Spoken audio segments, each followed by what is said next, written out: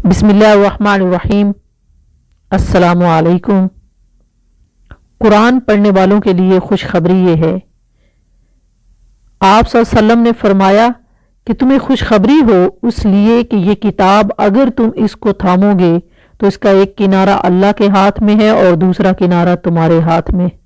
मुराद ये है कि जब इस किताब की कदर करते हुए इसकी तलावत और इसके आलूम में मसरूफ होगे तो तुम्हारा ताल्लुक अल्लाह करीम के साथ मजबूत होगा।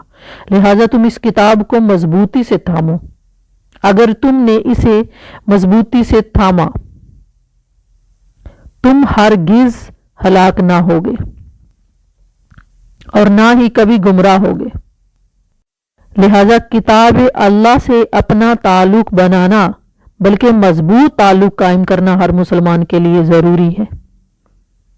फहम कुरान के सिलसिले में एक अहम और जरूरी बात समझनी ऐसी जरूरी है जैसे जिंदगी के लिए जिस्म में रूह का होना जरूरी है। कुरान मजीद के सिलसिले में सबसे पहली बात यह है, कुरान हकीम के बारे में हमारा ईमान या इस्तिलाह आम हमारा अकीदा क्या है। कुरान करीम के मुतालिक अपना अकीदा हम 3 सादा जुमलों में बयान कर सकते हैं।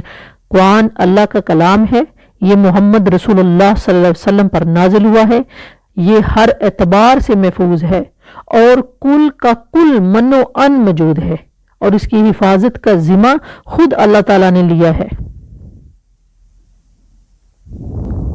ये 3 जुमले हमारे अकायद की फहरिस्त के एतबार से कुरान करीम के बारे में हमारे अकीदे पर कफायत करेंगे, लेकिन इन्हीं 3 जुमलों के बारे में अगर जरा तफसील से गुफ्तगू की जाए और वक्त नजर से इन पर गौर किया जाए तो कुछ इल्मी हकाइक सामने आते हैं।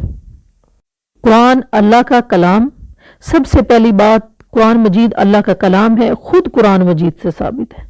सूरत तौबा की आयत नंबर 6 में अल्लाह ताला नबी करीम सल्लल्लाहु अलैहि वसल्लम से फरमाया, और अगर मुश्रिकीन में से कोई शख्स पनाह मांग कर तुम्हारे पास आना चाहे तो उसे पनाह दे दो, यहां तक कि वो अल्लाह का कलाम सुन ले, फिर उसे उसकी अमन की जगह तक पहुंचा दो।